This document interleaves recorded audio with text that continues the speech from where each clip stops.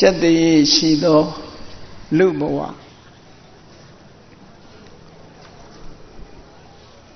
မြန်မာလူမျိုးတွေအသုံးပြုတဲ့ကျက်တည်းဆိုတဲ့စကားလုံးနဲ့အလားတူတဲ့ပါဠိစကားလုံးကတိရိသုံးဖို့မြန်မာလူမျိုးတွေနှုတ်တက်နေတာတိရိတို့တိရိတို့ပါဠိစကားလုံးကမြန်မာမှုပြုထားတဲ့အခါမှာကျက်တည်းဆိုတာကိုလူတိုင်းကလိုလားကြတယ်ပေါ့ဘဝတစ်ခုမှာအောင်မြင်ကြီးပွားတဲ့ပုဂ္ဂိုလ်ဖြစ်စေရုပ်ဆင်းအင်္ဂါပြည့်ဝတဲ့ပုဂ္ဂိုလ်ဖြစ်စေစိစိမ်ဥစ္စာပေါများတဲ့ပုဂ္ဂိုလ်ဖြစ်စေယာတုဂုဏ်သိကြီးတဲ့ပုဂ္ဂိုလ်ပဲဖြစ်စေကျက်တည်းရှိတယ်ဆိုတဲ့အသုံးအနှုန်းကိုသုံးနှုန်းပြီးတော့ပြောဆိုလို့ရှိတယ်မင်္ဂလာကျက်တည်းပေါင်းနဲ့ခါညောင်းပြည့်စုံကြပါစေလို့လောကလူတွေကလည်းဆိုလို့ရှိကြတယ်အဲ့တော့မင်္ဂလာကိုလူတွေမျက်နှိုးသလိုကျက်တည်းဆိုတာကိုလည်းပဲလူတွေဟာမျက်နှိုးကြတယ်ဆိုတာအမတန်မှထင်ရှားဒါဖြင့်တိရိဆိုတဲ့ကျက်တည်းဟာအစစ်မှန်အားဖြင့်ဘယ်လိုဟာကိုခေါ်တာလဲလူတွေကမင်္ဂလာဆိုတဲ့စကားကိုလည်းပဲအဓိပ္ပာယ်မျိုးစုံဖွင့်ကြလို့မြတ်စွာဘုရားသခင်ကိုရောမြတ်ဟောကြားတဲ့အခါမှာပြည့်စုံတဲ့စစ်မှန်သောမင်္ဂလာအကောင်းဆုံးသောမင်္ဂလာကိုသိရှိကြတာဖြစ်တယ်ကျက်တည်းဟာလည်းပဲထို့တူပဲကျက်တည်းရှိတယ်လို့ပြောကြတဲ့နေရာမှာတကယ်ကျက်တည်းဆိုတာဘယ်လိုဟာကိုခေါ်တာလဲကိုကျက်တည်းရှိအောင်ဘယ်လိုလုပ်ရမှာလဲဆိုတာဘုရားမြတ်စွာဟောကြားတော်မူခဲ့တဲ့ဒေသနာတော်တွေထဲမှာရှိတဲ့အတိုင်းမှတ်သားနာယူကြပြီးတော့ကျက်တည်းရှိဖို့အတွက်ကိုကြိုးစားအထောက်ကြအောင်လောကမှာကောင်းကျိုးချမ်းသာရဖို့ဆိုတာလဲကိုယ့်ပေါ်မှာမူတည်တယ်ကောင်းကျိုးချမ်းသာတွေလက်လွတ်ဆုံးရှုံးပြီးဒုက္ခရောက်ရတယ်ဆိုတာလဲကိုယ့်ပေါ်မှာမူတည်တယ်ဘယ်သူမပြုမိမိမှုဆိုတဲ့မှန်ကန်သောအမြင်နဲ့ရှောင်လန်းကြမှန်ကန်သောအမြင်ဆိုတာကမ္မတက္ကတာသမ္မာဒိဋ္ဌိလို့မြတ်စွာဘုရားကကိုလှုပ်တာကိုနဲ့သာသက်ဆိုင်နေဆိုတဲ့ဒီအမြင်ဟာမှန်ကန်တဲ့အမြင်တစ်ခုဖြစ်တယ်ကိုလှုပ်တာကိုရတယ်ဆိုတဲ့စကားဟာလည်းမှန်ကန်တဲ့စကားပဲဖြစ်တယ်သို့တော်လည်းလောကလူတွေဟာဒီလိုလက်တွေ့ကြပြီးတော့မှန်ကန်တဲ့အမြင်ကိုပဲညှင်းပယ်မှုတွေလည်းရှိကြတယ်လောကလူတွေဟာအကြောင်းမှန်ကိုမသိနိုင်သည့်အတွက်ကြောင့်ကောင်းတာလုပ်ရင်ကောင်းတာဖြစ်တယ်မကောင်းတာလုပ်ရင်မကောင်းတာဖြစ်တယ်ဆိုတဲ့တဘာဝနိယမတရားကိုပဲကောင်းတာလုပ်လဲကောင်းတာမဖြစ်ပါဘူးမကောင်းတာလုပ်တဲ့လူတွေလည်းပဲကောင်းကျိုးချမ်းသာတွေရနေကြတာဆိုပြီးကံကြမ္မာရဲ့အလှည့်အပြောင်းကိုသဘောမပေါက်တဲ့ပုဂ္ဂိုလ်တွေကဒီလိုကံကြမ္မာပေါ်မှာလွဲမှားစွာတွေးတောလာတတ်ကြတယ်ပေါ့ကံကြမ္မာအလှည့်အပြောင်းဆိုတာတွေဟာလူတွေသိနိုင်တဲ့အနေအထားမျိုးမရှိဘူးဒါကြောင့်မို့လို့ကောင်းတာလုပ်နေတော့လဲရမယံခါမှာအခုလုပ်နေစေကကောင်းတာတွေလုပ်နေတော့လဲပဲမကောင်းတာဖြစ်သွားတဲ့ပုဂ္ဂိုလ်မရှိနိုင်ဘူးလားရှိတယ်သို့တော့ကောင်းတာလုပ်နေတဲ့ပုဂ္ဂိုလ်မကောင်းတာဖြစ်ခြင်းသည်ကောင်းတာလုပ်ခြင်းကြောင့်မဟုတ်ဘူးတိမ်မြုပ်ရှုပ်ဝဲနေတဲ့အခွင့်အရေးသားနေတဲ့အကြောင်းတစ်ခုကြောင့်သာလင်းဖြစ်တယ်မကောင်းတဲ့အကြောင်းကသာမကောင်းကျိုးကိုပေးတာဖြစ်တယ်ယမယံခါမကောင်းတာလုပ်ရတဲ့အကောင်းတွေဖြစ်နေတာမကောင်းတာလုပ်ရတဲ့အကောင်းတွေဖြစ်နေခြင်းဟာလည်းပဲရှုပ်ဝဲနေတဲ့အနေအထားတစ်ခုရှိတယ်အကြောင်းအစစ်မှန်ဟာမဖော်ထုတ်နိုင်သမျှကာလပတ်လုံး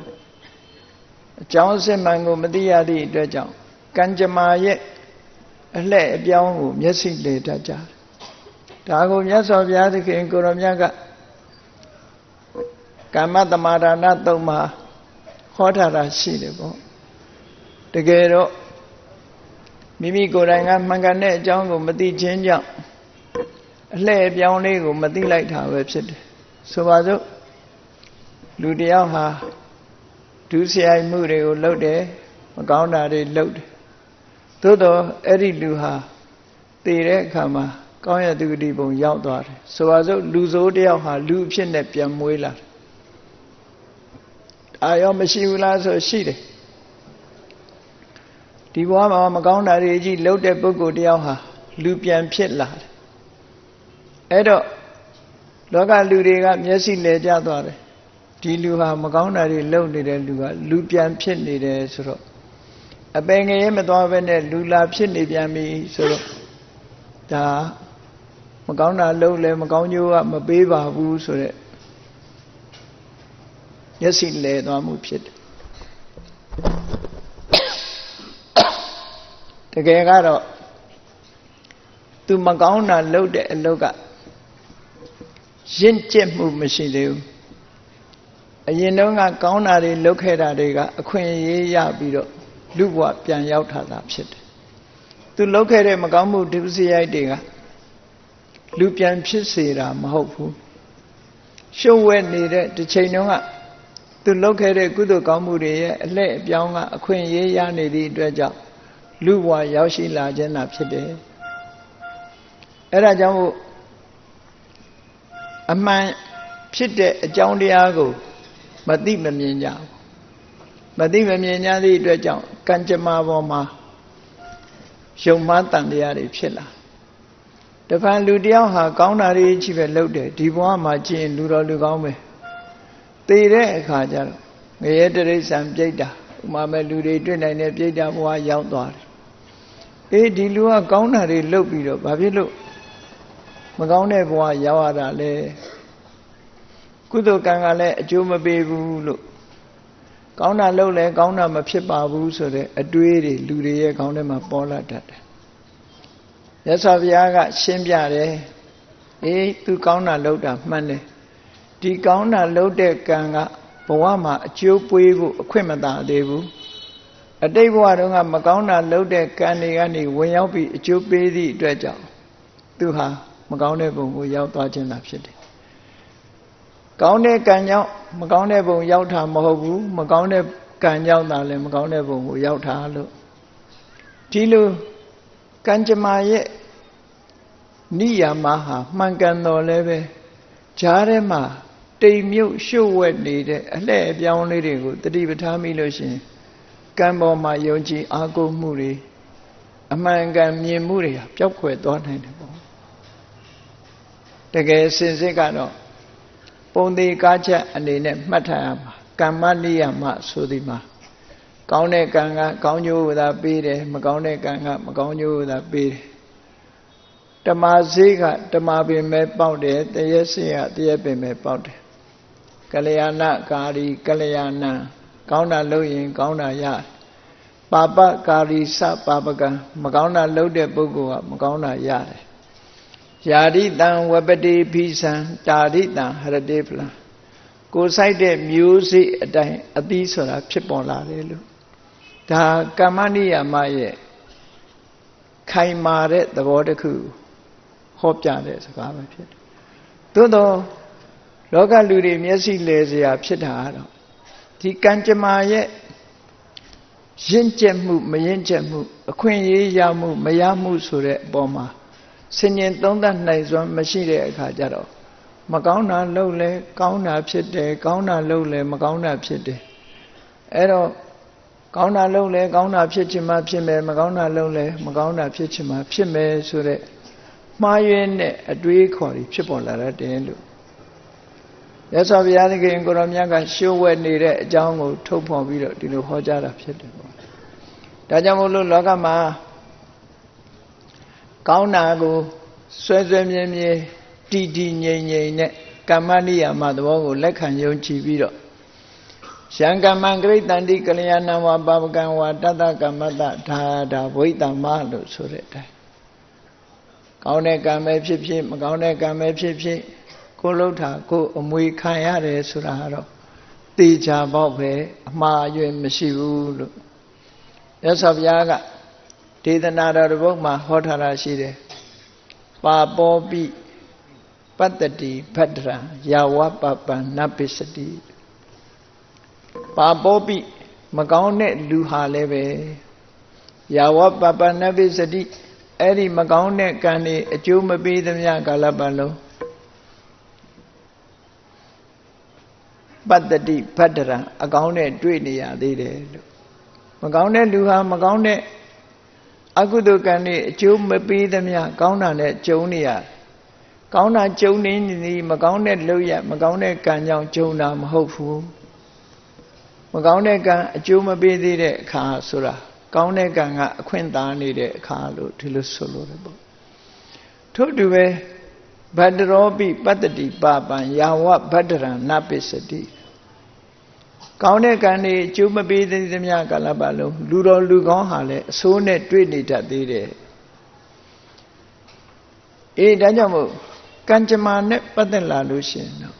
တိကျသေချာတဲ့နိယမဓမ္မအတိုင်းပဲမှတ်သားပြီးတော့အချိန်ဆိုတာကတော့ဘယ်ရာပဲဖြစ်ဖြစ်လိုအပ်တယ်ပေါ့အသီးတွေတောင်မှပဲအချိန်တန်မှရှင်းကျက်တာဖြစ်တယ်အချိန်မတန်သေးလို့ရှိရင်မရင်ကျက်ဘူးရှင်းကျက်လာမှသာလျှင်အကျိုးကိုဖြစ်ထွန်းစေတာဖြစ်တယ်ဘယ်ရာပဲဖြစ်ဖြစ်သမင်းချက်တာကအစအချိန်ဆိုတာစောင့်ရတယ်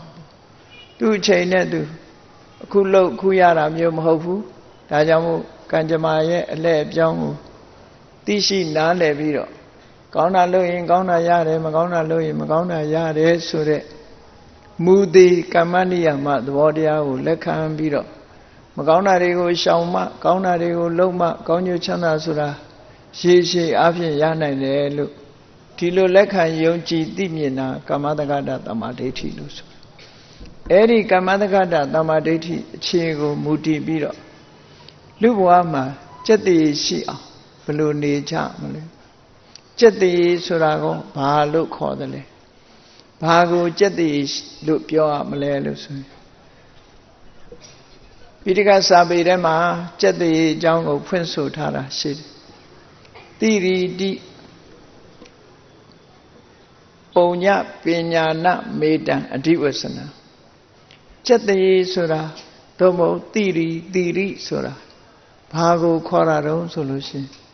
ကုသိုလ်ကောင်းမှုနဲ့အသိပညာကိုစက်တည်လို့ခေါ်တာပါ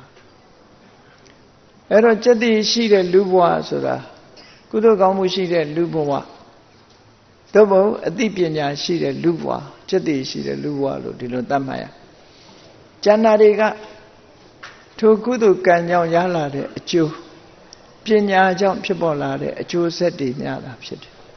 တကယ်စက်တည်ဆိုဒီမှာထိုစက်တည်တွေကိုထုတ်လုပ်တဲ့အကြောင်းတရားသာလင်စက်တည်အစစ်ဖြစ်တယ်ပေါ့ကုသိုလ်ဆိုတာမရှိပဲစက်တည်ဆိုတာမရှိနိုင်ဘူးပညာမရှိပဲစက်တည်ဆိုတာမရှိဘူးဒါကြောင့်မို့လူဘဝမှာစက်တည်ရှိလိုက်တာလို့ပြောတာသူများတဲ့ထူးချွန်တဲ့ပညာရှိတဲ့ပုဂ္ဂိုလ်လည်းပဲစက်တည်ရှိတာသူများတဲ့ထူးချွန်တဲ့ကုသိုလ်ကောင်းမှုတွေရှိတဲ့ပုဂ္ဂိုလ်ဟာလည်းစက်တည်ရှိတယ်လို့ဒီလိုပြောရတယ်စက်တည်ဆိုဒီမှာကုသိုလ်နဲ့ပညာလို့ဒီလိုမှတ်ထားပြီးတော့ကုသိုလ်ကောင်းမှုမိမိတဏ္ဍမှာရရှိအောင်စီးပူးအားထုတ်လို့ပညာတွေရအောင်စီးပူးအားထုတ်လို့အဲ့ဒီစက်တည်ရှိဖို့အတွက်ကုသိုလ်ဆိုတာတွေကဘာတွေလဲလို့ပြောမယ်ဆိုလို့ရှိရင်ကိုကျင့်သီလကစပြီးတော့ပြောသီလဆိုတာဟာလူရဲ့ human dignity လို့ခေါ်တဲ့လူရဲ့ဂုဏ်သိက္ခာပဲဖြစ်တယ်သီလဆိုတဲ့လူရဲ့ဂုဏ်သိက္ခာ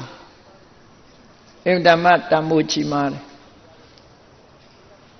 လူရဲ့သိက္ခာကိုကျင့်သီလပြတ်ပြားသွားပြီဆိုလို့ရှိရင်ဘလောက်ပဲယာရုကြီးတဲ့ပုဂ္ဂိုလ်ပဲဖြစ်ဖြစ်ဘလောက်ပဲအတ္တသိက္ခာဂုဏ်ဝါကြီးတဲ့ပုဂ္ဂိုလ်ပဲဖြစ်ဖြစ်ကိုကျင့်သီလပြည့်ရင်းသွားပြီဆိုလို့ရှိရင်ရှိသမျှဂုဏ်သိက္ခာတွေဟာကျဆင်းသွားတတ်တယ်။ဒါကြောင့်မို့သီလဟာကုသိုလ်ကောင်းမှုတွေအားလုံးရဲ့ကုသိုလ်ကောင်းမှုအားလုံးကိုဆောင်ထားတဲ့ စွမ်းအားရှိတဲ့အရာတစ်ခုဖြစ်သတ်မှတ်ပြီးတော့ဖော်ပြတယ်သီလရဲ့အဓိပ္ပာယ်ကိုဖွင့်ဆိုတဲ့အခါမှာသီလဆိုသည်မှာတဲ့ကာယကံနဲ့ဝစီကံကိုကောင်းအောင်ထားခြင်းဟာလည်းသီလပဲနောက်တစ်ခုကမိမိတဏ္ဍာမှာကုသိုလ်တရားတွေတည်ရှိစေဖို့ကုသိုလ်တရားတွေပျောက်ပြက်မသွားအောင်ထိမ့်သိမ်းဆောင်ရှောက်နိုင်စွမ်းရှိတာဥပဒါရဏကုသိုလ်မှန်သမျှကိုထိန်းထားနိုင်တဲ့စွမ်းရည်ရှိလို့သီလလို့အဲ့တော့သီလရဲ့အဓိပ္ပာယ်ကိုဒီလိုနှစ်ခုဖွင့်ထားနှစ်မျိုးဖွင့်ထားသမာဒါန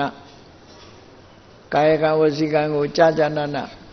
ရှင်ကျေးတဲ့ကာယကံမျိုးရင်ကျေးတဲ့ဝစီကံမျိုးဖြစ်အောင်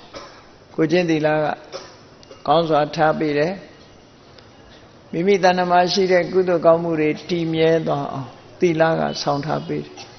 အကယ်၍သီလပြည့်ရင်းသွားပြီဆိုတဲ့ပုဂ္ဂိုလ်ဟာကောင်းတဲ့အကျင့်တရားတွေကောင်းတဲ့ကုသိုလ်တွေဟာလည်းယိုကျပျက်စီးသွားညမစကားမှာဆိုသလိုတန်မိုးရှိတဲ့ရှင်စိတ်သည်ဟာတိမ်ကြီးရွှေခွက်မှသာတည်တယ်လို့ဆိုသလိုကုသိုလ်ကောင်းမှုမှန်သမျှဟာလည်းပဲသီလရှိမှပြည့်စုံနိုင်တယ်လို့ဒီလိုဆိုတာဒါကြောင့်မို့လူရဲ့ဂုဏ်သိက္ခာအားလုံးဟာဘယ်မှာယက်တည်နေတုံးဆိုသီလပေါ်မှာယက်တည်ကိုကျင့်သီလကောင်းမှုပေါ်မှာယက်တည်ကိုကျင့်သီလဆိုတာအတိုင်းအတာတစ်ခုရလူတွေမှာရှိရမယ်ကိုကျင့်သီလယဟန်တွေမှာရှိရမယ်ကိုကျင့်သီလယဟန်တွေမှာရှိရမယ်ကိုကျင့်သီလကိုလည်းကိုကျင့်သီလရှိမှပြည့်စုံမှလူတွေမှာရှိရမယ်ကိုကျင့်သီလလည်းပြည့်စုံမှဒါကြောင့်မို့လို့သီလဆိုတဲ့အရေးချင်းတစ်ခုဟာလူရဲ့သိက္ခာတွေအားလုံးထိမ့်သိမ်းဆော့ရှောက်ထားနိုင်တာဖြစ်သောကြောင့်အရေးကြီးဆုံးကျက်တည်းဆိုတာပုံညလို့ဆိုတဲ့အတိုင်းသီလဆိုတဲ့အရာဟာတကယ်ကျက်တည်ရှိတဲ့အရာပဲလို့ဒီလိုမှတ်သားကြရမှာဖြစ်တယ်ပေါ့အဲ့ဒီမှာသီလရှိတယ်သီလရှိတယ်လို့ကိုယ့်ကိုယ်ဘယ်လိုသတ်မှတ်နိုင်သလဲသီလရှိတယ်လို့ပြောရလောက်အောင်စံနဲ့သတ်မှတ်ပြီးတော့ပြောမယ်ဆိုရင်ဘယ်လိုပြောမလဲငါးပါးသီလလုံးရင်သီလရှိတယ်လို့ကျမ်းမြင်အပြင်ပြောနိုင်တယ်လူတွေမှာယဟန်နေမှာကြတော့ယဟန်သိက္ခာတွေနဲ့ပြည့်စုံအောင်နေလို့ရှိရင်သီလရှိတယ်လို့ပြောလို့ရတယ်သို့တော့အားလုံးကိုခြုံငုံပြီးတော့စံသတ်မှတ်ထားတာဘယ်လိုသတ်မှတ်ပြသီလရှိသူလို့ဆိုနိုင်တာဟာဘယ်လိုဟာလဲလို့ဆိုကာယေနဝါစာယသယောထတင်ညတောမနတာသကိဉ္စီနာကရောတိပါပံချုပ်လိုက်တော့လဲ၅ပါးသီလပါပဲတကယ်ကိုဒုစရိုက်တွေကရှောင်ကျဉ်ပြီးတော့ကိုချင်းတရားကောင်းမှုကာယေနဝါစာယယောထတင်ညတောဒီလောကကြီးမှာကာယကံမှုနဲ့လဲထိမ့်ထိမ့်သိမ့်သိမ့်နေတယ်နှုတ်အပြောဝစီကံနဲ့လဲထိမ့်ထိမ့်သိမ့်သိမ့်နေတယ်ထိမ့်သိမ့်တယ်ဆိုတာကိုကျင့်သီလရဲ့စီကံအတိုင်းလိုက်နာဆောင်ရွက်တယ်ကိုကျင့်သီလကိုဖောက်ဖြစ်တဲ့ကာယကံမှုတွေမျိုးကိုမလုပ်ဘူးကိုကျင့်သီလကိုချိုးပေါက်တဲ့ဝစီကံမှုတွေကိုမပြုဘူးသီလနဲ့ထိမ့်သိမ့်စောင့်ရှောက်ထားတယ်လို့ဆိုလိုတယ်ကိုယ်နဲ့ထိမ့်သိမ့်စောင့်ရှောက်တယ်ကာယကံကျွလွန်မှုမရှိဘူးဝစီကံကျွလွန်မှုမရှိဘူးအဲ့ဒီလိုကာယကံဝစီကံထိမ့်သိမ့်စောင့်ရှောက်ထားပြီးတော့မနတာသခိဉ္စီနာကရောတိပပံမဟုတ်တဲ့အလုပ်ကိုစိတ်ထဲကတောင်မကြံဘူးဆိုတာသီလခိုင်မြဲမှုအတွက်ရည်ရွယ်ပြီးတော့ပြောတဲ့စကားပဲသို့သောစိတ်ကြံနာနဲ့တင်သီလကျိုးတယ်လို့တော့ဆိုလို့မရဘူးသီလဆိုဒီမှာကာယကံနဲ့ဝစီကံဒီနှစ်ခုကိုသာထိန်းချုပ်ပြီးနှုတ်ရဲ့စီကံနဲ့ကိုယ်ဒီလျောက်လှုပ်တဲ့အလုပ်ရဲ့စီကံအဲ့ဒီစီကံနှစ်ခုကိုပဲအဓိကထားတာဖြစ်တယ်ပေါ့စိတ်နဲ့မကောင်းတဲ့အလုပ်ကိုမလုပ်ဘူးလို့ဆိုတာဒုစရိုက်10ပါးထဲမှာအဘိဇ္ဇာဗျာပါဒမိစ္ဆာဒိဋ္ဌိလို့ဆိုတဲ့အရေးကြီးတဲ့အရာဟာသီလပင်မဖြစ်တော့လဲဒုစရိုက်ဖြစ်မှာဒုစရိုက်ဖြစ်နိုင်တဲ့အရာစိတ်ထဲကဒုစရိုက်ဆိုတာဘယ်လိုဟာခေါ်တာတုံးလို့ဆိုဒါလည်းတတိထားเสียရပဲအဘိဇ္ဇာဆိုတာ အရာထဲမှာပြောနေတဲ့အဘိဓါများတယ်ဆိုတဲ့စကားနဲ့စာပေမှာပြောထားတဲ့အဓိပ္ပာယ်တချို့နားလည်မှုလွဲမှားနေတာရှိတယ်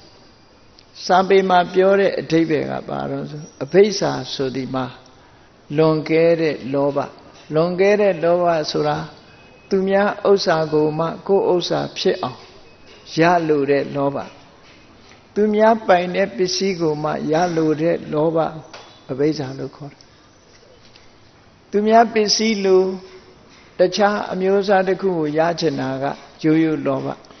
သူများပစ္စည်းကိုမှကိုယ်ပစ္စည်းဖြစ်ချင်တာလိုချင်တာကြတော့အဘိဓါလို့ခေါ်တယ်တခါဗျာပါဒဆိုတာ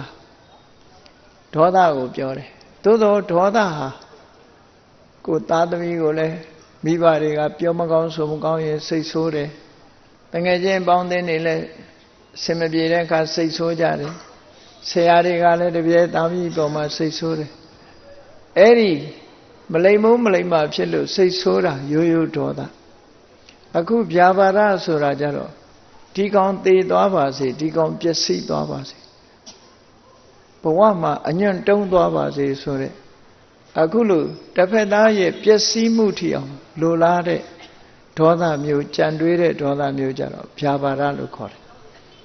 အဲ့ဒီအဘိဓါနဲ့ဗျာပါဒဟာမနောဒုစရိုက်ဖြစ်ပြီးတော့ကံအရာမြောက်သွားတယ်လို့မနောကအရာမြောက်တယ်ဒါကြောင့်မို့လို့ဒီမှာစိတ်နဲ့လည်းမကောင်းမှုဒုစရိုက်မလုပ်ဘူးလို့ဒီလိုဆိုလို့တယ်ပေါ့မကောင်းမှုကိုမလုပ်ဘူးနောက်တစ်ခုကတော့မိစ္ဆာဒိဋ္ဌိမိစ္ဆာဒိဋ္ဌိမှားတဲ့အမြင်ဆိုတာဘယ်အမြင်ကိုပြောတာတော့တက္ကာယဒိဋ္ဌိစတဲ့မှားတဲ့အမြင်တွေကိုပြောတာလားဆိုမဟုတ်ဘူးဒီနေရာမှာမိစ္ဆာဒိဋ္ဌိဆိုဒီမှာကံတရားရဲ့အကျိုးကိုညှင်းပယ်တဲ့အမြင်ကိုမိစ္ဆာဒိဋ္ဌိလို့ခေါ်တယ်နတ္ထိကဒိဋ္ဌိလို့လည်းခေါ်တယ်နတ္ထိကဆိုတာကုသိုလ်ကံရဲ့အကျိုးလည်းမရှိဘူးအကုသိုလ်ကံရဲ့အကျိုးဆိုတာလည်းမရှိဘူးလို့ကံတရားရဲ့အကျိုးကိုညှင်းပယ်တဲ့မှားယွင်းတဲ့အမြင်ကိုဒီနေရာမှာမိစ္ဆာဒိဋ္ဌိလို့ခေါ်တယ်တက္ကာယဒိဋ္ဌိကဒုစရိုက်ထဲပါတဲ့ဒိဋ္ဌိမျိုးမဟုတ်ဘူးပေါ့ကံတရားရဲ့အကျိုးကိုညှင်းပယ်လိုက်ပြီဆိုလို့ရှိရင်ကောင်းတဲ့အလုပ်ကိုလုပ်မှာမဟုတ်တော့ဘူးလုပ်ချင်တာပဲလုပ်တော့မှာဖြစ်တယ်လုပ်ချင်တာလို့ဆိုရင်မကောင်းတာနဲ့ကောင်းတာလူတွေမှာဘာကိုလုပ်ချင်တာတော့ဆိုမကောင်းတာပဲလုပ်ချင်မှာမကောင်းတာလုပ်သည့်အတွက်လူတော်လူကောင်းဖြစ်ဖို့ဆိုတာမရှိဘူးဒါကြောင့်မို့နတ္ထိကဒိဋ္ဌိလို့ဆိုတဲ့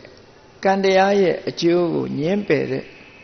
အချက်10ချက်ပေါ်မှာအခြေခံတဲ့မှားယွင်းတဲ့အမြင်ကိုသာလျှင်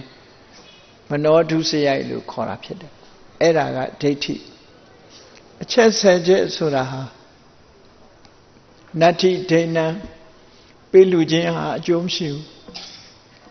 နတ္ထိယိဋ္ဌံပူဇော်ခြင်းဟာလည်းအကျိုးမရှိဘူး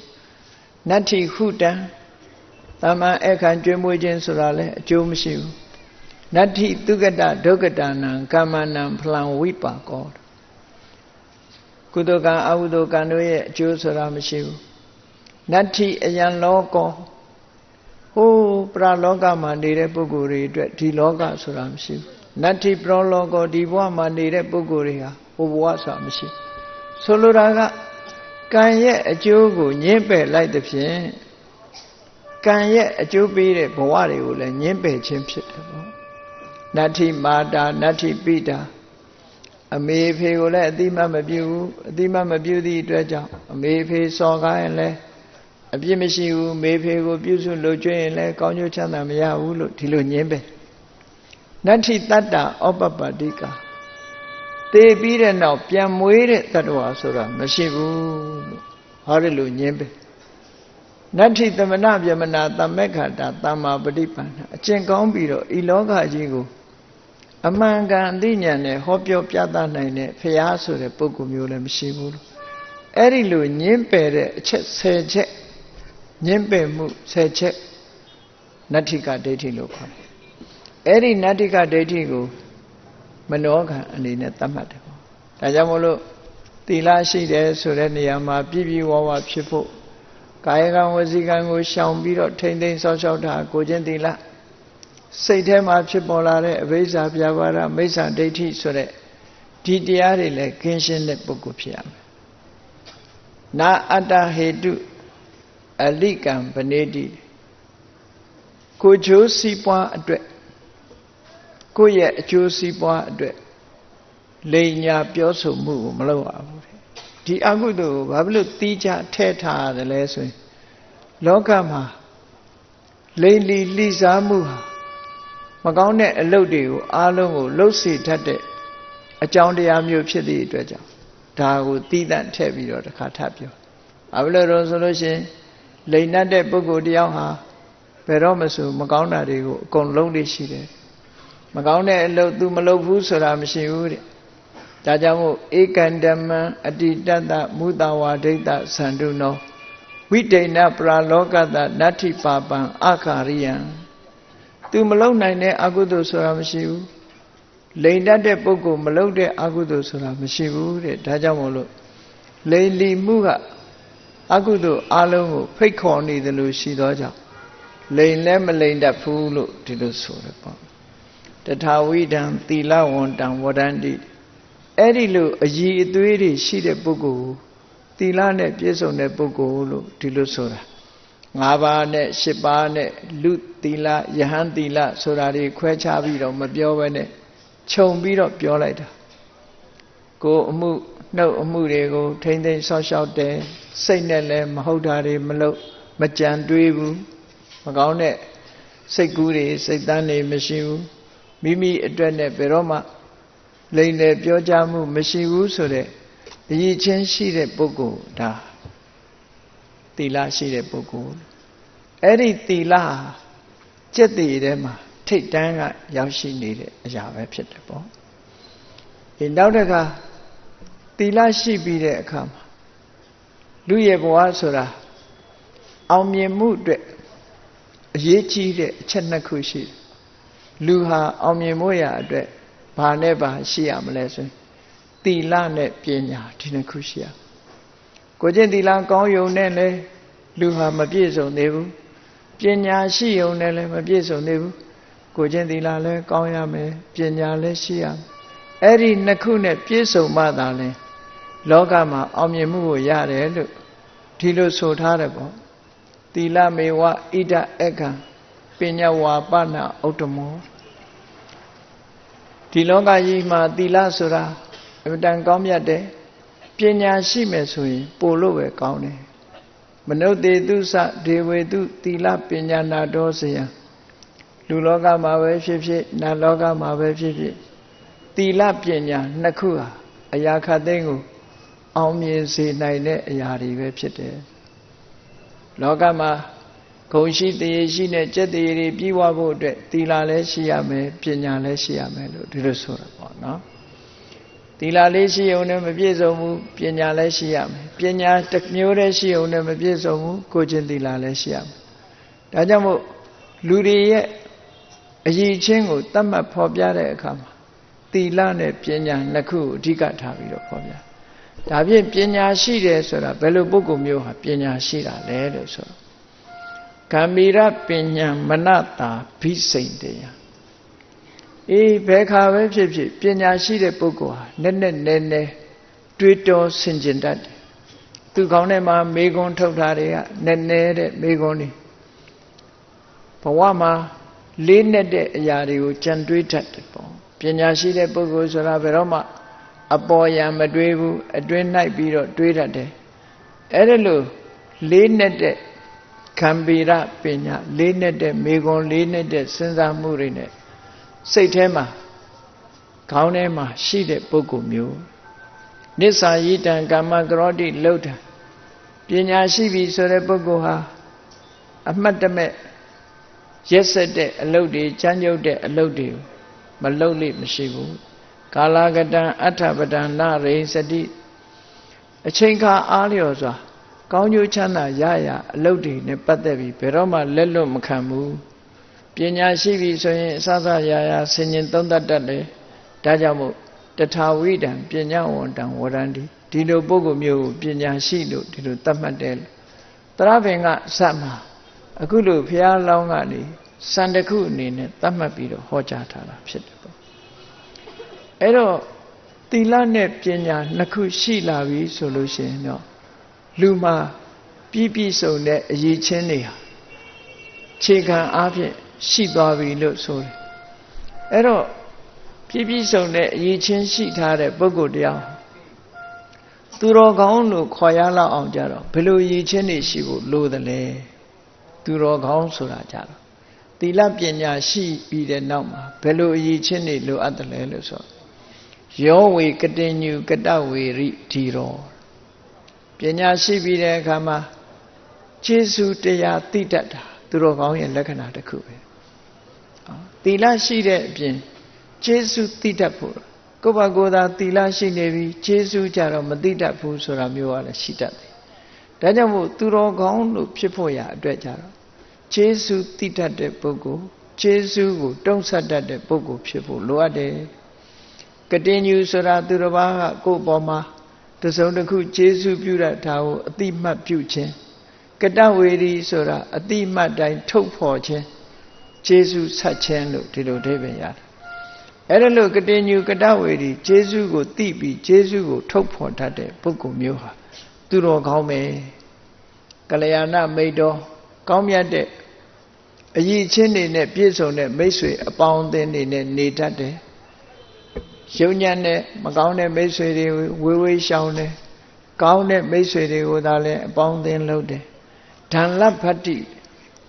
အဲ့သူတော်ကောင်းဆိုတဲ့ပုဂ္ဂိုလ်ဟာကောင်းတဲ့ပုဂ္ဂိုလ်နဲ့ပေါင်းပြီဆိုလို့ရှိရင်ခိုင်ငယ်မြဲမြဲပေါင်းတတ်တယ်တချို့ပုဂ္ဂိုလ်တွေကြတော့စိတ်အပေါ်မှာဆုံးဖြတ်ပြီးတော့ကောင်းတာမကောင်းတာအဓိကမထားဘူးသူ့စိတ်ထဲမှာဒီပုဂ္ဂိုလ်နဲ့ပေါင်းသိခြင်းဆက်ဆံခြင်းဆက်ဆံတယ်မဆက်ဆံခြင်းမဆက်ဆံခိုင်မာတဲ့ဆက်ဆံရေးမျိုးမရှိဘူးအခုဆက်ဆံမိမဲ့တော့ကြဆက်ဆံခြင်းမှဆက်ဆံတယ်အဲ့ဒီလိုဒီသူတော်ကောင်းနဲ့ကောင်းတဲ့မိတ်ဆွေတွေနဲ့ပေါင်းတဲ့အခါမှာမတည်ငြိမ်တဲ့စိတ်ဓာတ်တွေရှိတဲ့ပုဂ္ဂိုလ်မျိုးဟာလည်းပဲသူတော်ကောင်းဖြစ်ဖို့မလွယ်ဘူးတဲ့ဒုက္ခိတတတက္ကိစ္စကရောတိကိစ္စဒုက္ခရောက်နေတဲ့ပုဂ္ဂိုလ်ကိုလည်းအလေးနဲ့ထားပြီးတော့ကုညီဆောင်ရှောက်တတ်တယ်ဒါသူတော်ကောင်းရဲ့သွင်ပြင်လက္ခဏာတွေပဲဒုက္ခရောက်နေတဲ့ပုဂ္ဂိုလ်တွေကိုပို့ပြီးတော့ဒုက္ခရောက်အောင်တချို့ကလှုပ်တတ်တယ်အစင်းတွန်းတယ်လို့ပြောကြတယ်အစင်းမှာဘိမ့်တက်ပေးတယ်တို့အချွန်နဲ့မတယ်တို့ခုခေတ်စကားတွေပြောတာဒုက္ခရောက်တဲ့ပုဂ္ဂိုလ်ပို့ပြီးတော့ဒုက္ခရောက်အောင်လို့သူတော်ကောင်းဆိုတဲ့ပုဂ္ဂိုလ်ဟာဒုက္ခရောက်တဲ့ပုဂ္ဂိုလ်ကိုဒုက္ခမရောက်အောင်တတ်နိုင်သမျှကုညီဆောင်ရှောက်ပေးတဲ့ပုဂ္ဂိုလ်မှာသူတော်ကောင်းတထာဝိရံတပ္ပုရိတံဝရန္တိအဲ့ဒီပုဂ္ဂိုလ်မျိုးကိုတကယ်သူတော်ကောင်းလို့ဒီလိုသတ်မှတ်တယ်တဲ့သီလလည်းရှိတယ်ပညာလည်းရှိတယ်သူတော်ကောင်းစိတ်ဓာတ်တွေနဲ့လည်းပြည့်စုံလို့သူတော်ကောင်းလည်းဖြစ်တယ်အဲ့တော့ဘုန်းကြီးတို့တွေဟာကိုယ်ချင်းသီလလည်းရှိကြမှာဖြစ်တယ်ပညာနဲ့လည်းပြည့်စုံအောင်ကြိုးစားအထောက်ကြရမှာဖြစ်တယ်ပညာဆိုတာလေးလာစီးပူးနေဖို့လိုအပ်တယ်ဒါဖြင့်သီလရှိဖို့ဆိုတာကြတော့အရှက်အကြောက်ကအရေးကြီးတယ်ပေါ့အရှက်ကြောက်ဆိုတာဟိရိဥတ္တပဟိရိဥတ္တပဆိုတာကိုယ်မှာကိုချင်းသီလရှိဖို့အတွက်ဒီစဉ်းစားတွေးခေါ်ထားရကိုယ်ခုံသိက္ခာကိုကိုငဲ့ပြီးတော့လဲသီလရှိအောင်လုပ်ရတယ်ပတ်ဝန်းကျင်ကိုလေးစားမှုပြုပြီးတော့လဲသီလရှိအောင်လုပ်တယ်ဆိုလိုတာကဘာလို့ဆိုရင်လူစရာကိုယ်ခုံသိက္ခာကိုထိန်းတာဟိရိလို့ခေါ်တယ်အရှက်ဆိုဒီမှာကိုယ်ခုံသိက္ခာကိုထိန်းခြင်းပဲဖြစ်တယ်ကိုယ့်ရဲ့ခုံသိက္ခာငါလိုပုဂ္ဂိုလ်ကမကောင်းတာတွေလုပ်ရင်ရှက်စရာကြီးပဲငါဘယ်တော့မှမကောင်းတာမလုပ်ဘူးငါလိုပုဂ္ဂိုလ်မျိုးကမကောင်းတာဘယ်တော့မှမလုပ်ဘူးဆိုပါစို့နော်ရှင်သေးဆိုတဲ့တရားဟာဒီမြက်ကိုတော့ဘယ်တော့မှစားမှာမဟုတ်ဘူးအသားမစားရလို့ရှိရင်အငတ်သေးကောင်းသေးလိမ့်မယ်ဆိုတဲ့ကိုယ့်ကိုအရှက်ရမဲ့အလုပ်မျိုးကိုမလုပ်တာလောကမှာဏီတိကျမ်းတွေကဆိုလို့ရှိတယ်အလုံးတွေ့ဘူးကောင်းတွေ့ဘူးကြလိမ့်မယ်မြတ်လေးပန်းဆိုတာရှိတယ်ခြုံနွယ်ပေါ်မှာပွင့်တဲ့မြတ်လေးပန်းမြတ်လေးပင်ကပွင့်တဲ့မြတ်လေးပန်းလေးဟာမြတ်လေးပန်းလေးဟာတဲ့လူတွေရဲ့ခေါင်းပေါ်မှာပန်းစင်ခြင်းကိုခံရရင်ခံရမခံရဘူးဆိုရင် တစ်ပင်ပေါ်မှာပဲအချောက်ခံတယ်လို့ဆိုတယ်တစ်ပင်ပေါ်မှာပဲဒီတိုင်းချောက်တယ်မြတ်မြတ်နုနုခူးပြီးတော့ခေါင်းပေါ်ပန်လို့ရှိရင်လူခေါင်းပေါ်ရောက်တယ်အဲ့ဒါလို့ပန်ဆင်သူမရှိရင်တော့တစ်ပင်ပေါ်မှာပဲအချောက်ခံတယ်ဒါဘာကိုပြောတာတုံးဆိုကိုယ်ခုန်သိက္ခာကိုထိန်းတယ်လို့ဆိုတဲ့အဓိပ္ပာယ်ကိုတင်စားပြီးပြောကြခြင်းသာဖြစ်တယ်လောကလူတွေဟာအသက်သေးခြင်းသေးပါစေသူတော်ကောင်းတွေဟာကိုချင်းတရားကိုမဖြတ်ဘူးကိုယ့်ရဲ့ဂုဏ်သိက္ခာကိုမထိပါစေဘူးဆိုတာဟိရိဩတ္တပဆိုတာပတ်ဝန်းကျင်ကိုလေးစားတာကိုယ်မှာအမေဖေရှိတယ်အမေရဲ့ဂုဏ်သိက္ခာထိအောင်မလုပ်ဘူးအဖေရဲ့ဂုဏ်သိက္ခာထိအောင်မလုပ်ဘူးဆွေမျိုးသားချင်းတွေရဲ့ဂုဏ်သိက္ခာထိအောင်မလုပ်ဘူးကိုယ်ပတ်ဝန်းကျင်အပေါင်းအသင်းတွေရဲ့ဂုဏ်သိက္ခာကိုထိအောင်မလုပ်ဘူးဒါဟာဩတ္တပပတ်ဝန်းကျင်ကိုအလေးထားတယ်နော်ခဏခေတ်မှာကြတော့ပတ်ဝန်းကျင်ကိုအလေးမထားဘူးဖြစ်လာတဲ့အခါလူတွေဟာဆိုလို့ရှိတယ် I don't care ဘယ်သူမှဂရုမစိုက်ဘူးဆိုတာမျိုးပြောလို့ရှိကြသေးတယ်ကိုထမင်းကိုစားတာဘယ်သူဂရုစိုက်ရမှာတော့ဆိုတဲ့လူမျိုးတွေကအဲ့ဒါဩတ္တပမရှိတဲ့သဘောကိုဖော်ပြနေတာနော်ဂရုစိုက်တဲ့ဟာကိုစိုက်ရမှာပဲဘယ်သူမှဂရုမစိုက်ဘူးလို့မလုပ်ရဘူးဒီလိုဆိုလိုတယ်ဟိရိနဲ့ဩတ္တပဆိုတာကိုယ်သိက္ခာကိုထိန်းခြင်းပတ်ဝန်းကျင်ကိုအလေးပြုခြင်းဆိုတဲ့ဒီနှစ်ချက်နဲ့ပြည့်စုံမှကိုချင်းသီလနဲ့ပြည့်စုံသူဆိုတာဖြစ်လာနိုင်တယ်လို့ဒီလိုဆိုတာပေါ့နော်ဒါကြောင့်မို့ကိုချင်းသီလရှိဖို့အတွက်ဟိရိဩတ္တပကိုယ်တဏ္ဍာမှာရှိရမယ်ဟိရိဩတ္တပဆိုတဲ့တရားကိုမြတ်စွာဘုရားကလောကပါဠတရားလို့ဒီလိုသတ်မှတ်ဖော်ပြလောကကြီးကိုလူလောကကြီးကိုတရိစ္ဆာန်တွေရဲ့အဆင့်တန်းနဲ့မတူညီအောင်ထိမ့်သိမ်းကာကွယ်ဆောင်းရှောက်ပေးတာဟာဟိရိနဲ့ဩတ္တပအရှက်မဲ့တာတို့ပတ်ဝန်းကျင်ဂရုမစိုက်တာတို့ဆိုတာတရိစ္ဆာန်ရဲ့စိတ်ဓာတ်ပဲအဲ့ဒီစိတ်ဓာတ်မျိုးတွေမဖြစ်ပေါ်ရလေအောင်ဟိရိဩတ္တပကထိမ့်ချုပ်ပေးထားတယ်လို့ဒီလိုဆိုတာပေါ့ဒါကြောင့်မို့လို့ဟိရိဩတ္တပနဲ့ကိုချင်းသီလနဲ့ပြည့်စုံအောင်လုပ်ရပညာရှိလာအောင်ကြတော့ဘာလို့သုတ်တုတာလက်ပတိပညာမြတ်စွာဘုရားသခင်ကိုရောမြတ်နဲ့တွေ့တဲ့အခါမှာအာလဝကဘီလူကြီးကမေးခွန်းတွေမေးတယ်အဲ့သူမေးတဲ့မေးခွန်းတွေထဲမှာကထံတုလက်ပတိပညာဆိုတာကိုဘယ်လိုနည်းနဲ့ရနိုင်တော့ဘာနဲ့မှပညာရတော့ဆိုမြတ်စွာဘုရားဖြေတယ်သုတ်တုတာလက်ပတိပညာတတ်ခြင်းနဲ့နားလည်ခြင်းနဲ့နားထောင်ခြင်းနဲ့ဆိုတဲ့ဆန္ဒဟာပညာရခြင်းရဲ့အကြောင်းပါပဲအဲ့ဒီဆန္ဒဟာအဓိကကြသိခြင်းနဲ့တတ်ခြင်းနဲ့ဆိုတဲ့ဆန္ဒရှိရင်သိပါတယ်တတ်ပါတယ်သိခြင်းစိတ်တတ်ခြင်းစိတ်မှမရှိဘူးဆိုတဲ့ပုဂ္ဂိုလ်တယောက်ဟာပညာရဖို့မဖြစ်နဲ့အဲ့တော့သိခြင်းနဲ့တတ်ခြင်းနဲ့ဆိုတဲ့သုတ်တုတာသုတ္တဝဒ္ဒနီလို့ဆိုတဲ့အတိုင်းသိခြင်းသည်အတွက်ကြောင့်ဘောဓုတ္တတွေစီးပူလာတယ်လောကီဘောဓုတ္တပဲဖြစ်စေလောကုတ္တရာဘောဓုတ္တပဲဖြစ်စေစီးပူလာတော့သုတ္တဆိုတဲ့အကြာအမြင်တွေဘောဓုတ္တတွေများလာဇာဘူးနာဝတွေများလာသုတံပညာယဝဒ္ဒနာအဲ့ဇာဘူးနာဝတွေပေါ်မှာအခြေခံပြီးတော့ဆင်ញင်စဉ်းစားတတ်တဲ့ပညာဟာတိုးတက်လာတယ်ပညာဆိုတာဟာနော်သုတ္တကနေဆက်နွယ်ပြီးတော့အကြောင်းကိစ္စပေါ်လာလို့ရှိရင်ဘယ်လိုလုပ်ရမလဲဆိုတာကိုစဉ်းစားတွေးခေါ်တတ်တဲ့ဟာကိုပညာလို့ခေါ်တာပညာလို့ခေါ်တာစဉ်းစားတတ်တယ်ဆင်ញင်တတ်တယ်သုံးသပ်တတ်တယ်အဲ့ဒါလို့ပညာရှိလာမှပညာရအထံသာနာတိလုပ်ရမယ့်ကိစ္စတွေကိုပညာနဲ့မှဆုံးဖြတ်လာနိုင်ညာတော့အထောဒုက္ခဝဟောပညာရှိလာပြီဆိုလို့ရှိရင်ကိုယ့်ကိုချမ်းသာအောင်လုပ်တတ်လာတယ်ဟောသုတ်တုတာလို့ဆိုတဲ့သိလို့တတ်လို့တဲ့ဆန္ဒပညာရဖို့အတွက်အဓိကအကြောင်းရင်းဖြစ်တယ်လို့မြတ်စွာဘုရားဒီလိုဟောတာဒါကြောင့်မို့သီလနဲ့ပညာနှစ်ခုပြည့်စုံလာလို့ကျက်တည်ရှင်ဖြစ်လာပြီကျက်တည်ရရှိလာတယ်အဲ့ဒီလိုသီလပညာနှစ်ခုအခြေခံထားလို့သူတော်ကောင်းလည်းဖြစ်လာပြီစိတ်ကောင်းနှလုံးကောင်းတွေပြည့်လာပြီဆို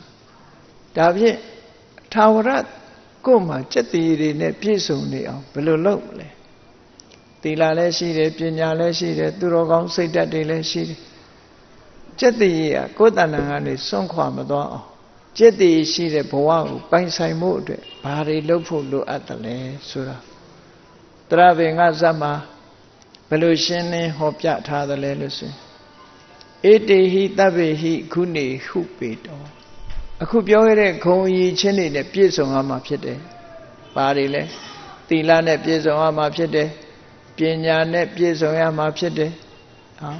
သူတော်ကောင်းစိတ်ဓာတ်တွေမွေးမြူရမှာဖြစ်တယ်။အဲ့ဒီဂုံတွေနဲ့ပြည့်စုံပြီးတဲ့အခါမှာจิตတည်ရှိတယ်လို့ပြောရလောက်အောင်ဘာတွေလုပ်ဖို့လိုလဲတတ်တော်ယုံကြည်ချက်ရှိရမယ်လောကမှာယုံကြည်ချက်ဆိုတာဟာယုံကြည်ချက်နဲ့ဆုံးဖြတ်ချက်ဆိုတာအရေးပါတယ်ကိုယ့်အကိုဆုံးဖြတ်ယုံကြည်ချက်နဲ့ဆုံးဖြတ်ချက်ရှိကိုရှိရယုံကြည်ချက်ဆိုဒီမှာအေးငါလှုပ်တာကောင်းတာလုပ်ရင်ကောင်းတာရတယ်မကောင်းတာလုပ်ရင်မကောင်းရတယ်ယုံကြည်ချက်ဒီယုံကြည်ချက်ရှိရအေးကိုချင်းသီလဆိုတာရှိရမှာဖြစ်တယ်ယုံကြည်တယ်ပညာမရှိရင်လောကကြီးမှာမတင့်တယ်ဘူးဒါလည်းယုံကြည်ချက်အဲ့ဒီလိုယုံကြည်ချက်တွေပြည့်ဝပြီးတော့ကိုယ့်ကိုယုံကြည်ချက်နဲ့ဂုဏ်တွေရှိလာအရေးချင်းတွေပြည့်လာအောင်ကြိုးစားအားထုတ်တာဖြစ်တယ်ပေါ့ဒါကြောင့်မို့ယုံကြည်ချက်နဲ့ဆုံးဖြတ်ချက်တရားဆိုတာယုံကြည်တာရဲ့ဒါအမှန်ပဲလို့ဆုံးဖြတ်ထားရဲ့ဒါကိုတတ္ထာလို့ခေါ်တယ်တရားဆိုတဲ့ယုံကြည်မှုဆုံးဖြတ်မှုရှိလာလို့ရှိရင်လူဟာကောင်းတဲ့အလုပ်တွေကိုလုပ်ဖြစ်လာပြီးတဲ့အခါကျတော့လူဆိုတာမုထုစိတ်နဲ့သဘောထားပျော့ပြောင်းမှုရှိရမယ်ပျော့ပြောင်းတယ်ဆိုတာမာနခက်ထန်မှုမရှိရဘူးအင်္ဂလိပ်လိုပြောတော့ polite လို့ခေါ်တာ polite ယဉ်ကျေးတယ်နော်ခက်ထန်မာကြောတာဟာကောင်းတာမဟုတ်ဘူးpolite ဖြစ်ရမယ်ယဉ်ကျေးရမယ်သိမ်မွေးရမယ်ဒီလိုဆိုလို့စိတ်ဓာတ်ပြော့ညံ့တာကိုဆိုလိုတာမဟုတ်ဘူးစိတ်ဓာတ်ကကြန့်ခိုင်နေသို့တော့လူဟာဒီမာနနဲ့ဆက်ဆံတာမျိုးမဟုတ်ဘဲနဲ့ရှင်ကျေးတယ်လိမ္မာတယ်ဒီလိုလိမ္မာယဉ်ကျေးမှုနဲ့ဆက်ဆံတာမာနတွေမထားဘူးအဲ့ဒီလိုဆက်ဆံတာမျိုးမုထုလို့ခေါ်တယ်ပျော့ပြောင်းတယ်နော်မာနတွေမကြီးဘူးအဲ့ဒါလူတကာရဲ့ချစ်ခင်မှုကိုရရှိနိုင်တယ်နောက်တစ်ခုကတန်ဝိပါခိတဲ့ကိုရှိတာဘာဖြစ်ဖြစ်ခွဲဝေပေးတတ်ရှိပေးလိရှိတယ်ဆိုပါစို့ကိုစားနေတယ်ဆိုရင်ကိုမိတ်ဆွေသင်္ကားတွေလာပါစားပါအောင်မြန်မာလူမျိုးတန်ဝိပါခိဆိုတာရှိတန်ဝိပါခိရှိသည့်အတွက်ကြောင့်ကိုစားနေရင်ဧည့်သည်ဟာမမျော်လင့်မဲနဲ့ရောက်လာလည်းပဲဧည့်သည်ကိုထမင်းကျွေးဖို့ဝန်မလေးကြအဲ့ဝတ်ပြုဖို့ဝန်မလေးကြနိုင်ငံခြားတိုင်းပြည်တွေမှာအနောက်တိုင်းတွေပါလို့ဆိုရင်နော်ဧည့်သည်လာရင်ဧည့်သည်ငုတ်တုတ်ထားပြီးသူတယောက်တည်းပဲစားတယ်ဖိတ်ခေါ်လေးမရှိဒါကိုပဲတချို့မြန်မာလူမျိုးတွေကအကောင်းထင်နေတယ်မှန်ကတော့တန်ဝိပါကိဆိုတဲ့ယဉ်ကျေးတဲ့စိတ်ဓာတ်မရှိတာပဲဖြစ်တယ်ပေါ့နော်အရှိတိုင်းရဲ့ယဉ်ကျေးမှုကအဲ့ဒါလို့မဟုတ်ဘူးအရှိတိုင်းရဲ့ယဉ်ကျေးမှုမြတ်စွာဘုရားရဲ့အဆုံးအမရှိတဲ့ပုဂ္ဂိုလ်ဧည့်သည်ရှေ့မှာစားစရာတွေစားပြီးဧည့်သည်ကိုစားပါအောင်လေးတောင်ပြောဖို့မရတဲ့အနေအထားမျိုးမှာမြန်မာလူမျိုးတွေမှာမရှိဘူးနောက်တိုင်းကြတော့မရဘူးနော်ကြိုတင်ပြောထားမှသာကြွေးတာကြိုတင်ပြောမထားလို့ရှိရင်ဂရုကိုမဆိုင်ကြွေးလိမရှိကြသူတို့စီမှာတော့မေတ္တာတွေကအလွန်ခန်းချောက်ကြတယ်ဇနီးမောင်နှံ2ယောက်တောင်မှပဲကိုစားတာကိုပတ်စံပေးဒီလိုနေကြတဲ့နေရာမျိုးတွေပေါ့အဲ့ဒါတွေဟာအတုမယူသင့်ဘူးမြန်မာလူမျိုးတွေလိုနှွေးနှွေးထွေးထွေးတူနဲ့တူမေတ္တာထားပြီးတော့ဆက်ဆံတာမျိုးတွေမရှိဘူးဒါအနောက်တိုင်းဆက်ဆံရေးတွေဟာတကယ်တော့ကောင်းတဲ့ဆက်ဆံရေးတွေမဟုတ်ဘူးမြန်မာလူမျိုးတွေရဲ့ဆက်ဆံရေးဟာအလွန်ကောင်းတယ်အိမ်လာလို့ရှိရင်ဖိတ်ခေါ်သည်ဖြစ်စေမဖိတ်ခေါ်သည်ဖြစ်စေကျွေးမွေးဖို့ရမြန်မာလူမျိုးတွေကလည်းမနေဘူးဒါကြောင့်မို့လို့တလောကဘာမှာနိုင်ငံပေါင်း20ရွေးထုတ်ပြီးတော့ဒါနကောင်းမှုပြုတဲ့ထက်မဲ့နံပါတ်1ဆိုတဲ့နိုင်ငံဟာမြန်မာနိုင်ငံဖြစ်နေမြန်မာနဲ့အမေရိကန်နိုင်ငံပူးတွဲပြီးတော့နံပါတ်1နေရာမှာဖော်ပြကြတယ်ပေါ့မြန်မာလူမျိုးတွေဟာရက်ရောတဲ့နေရာမှာတော့အလွန်ရဲရောရှိကြတယ်မြတ်စွာဘုရားကလည်းကြည်တန်ဝိပါခိဝေဖန်ခွဲခြားပေးတယ်ဝေဖန်တယ်ဆိုတာအပြစ်တင်တာကိုပြောတာမဟုတ်ဘူး ဝေစားတတ်တယ်လို့ဆိုလိုတယ်နော်ဘာရှိရှိကိုယ်ထဲမှာမုန်းတစ်ချက်ရှိလဲဝေစားတယ်ကော်ဖီတစ်ခွက်ရှိလဲတစ်ဝက်စီဝေစားတယ်ဝေတောက်တယ်ဒါမျိုးဆိုလိုတယ်တန်ဝိပါကေဝဋ္ဌိညုတဲ့တစ်ဖက်သားရဲ့စိတ်ဆန္ဒကိုသိတယ်အလူကံပုဂ္ဂိုလ်တွေရဲ့စိတ်ဆန္ဒကိုသိတယ်ဆိုတာလှူတယ်လို့ဆိုလိုတယ်ပေါ့အလူကံလာလို့ရှိရင်လက်မနေဘူးလှူကြတယ်သင်္ဃာဟကံကုညီတတ်တယ်ချီးမြှောက်တတ်တယ်မြန်မာနိုင်ငံမှာဆိုရင်တဘာဝကိုကတောရွာတွေမှာ tradition လို့ခေါ်တဲ့အစဉ်လားကိုကကြည့်တာရေးဖြစ်ဖြစ်နာရေးဖြစ်ဖြစ်အိမ်တရင်ကတခုလုံးတယ်ဆိုဝိုင်းပြီးတော့ကူကြတယ်လေတောရွာတွေမှာအထူးပြောစရာမလိုနာရေးကိစ္စရှိတယ်ဆိုသွားပြီးကူကြတယ်ပညာတာရေးဆိုလဲဝိုင်းပြီးတော့လှုပ်ကြလူတန်းရှိဆိုလဲဝိုင်းတရွာလုံးမနေကြဘူးဒါကိုသင်္ဃာဟကံလို့ခေါ်တယ်ချီးမြှောက်တတ်တယ်ထောက်ပံ့တတ်တယ်ဒီလိုဟာမျိုးတခိလံမိတ်ဆွေစိတ်ဓာတ်တွေအပြည့်အဝရှိကြတယ်တခိလပြည့်ပြည့်တယ်မိတ်ဆွေချင်းချင်းပြောတာမျိုးတွေပြောတယ်တဏ္ဍဝါစာနူးညံသိမ်မွေ့ခင်မွေမွေရာစကားတွေပြောတယ်ကိုယ့်ရဲ့အကိုအရွယ်ဆိုအကိုအမအရွယ်ဆိုအမဦးလေးရွယ်ဆိုဦးလေးနော်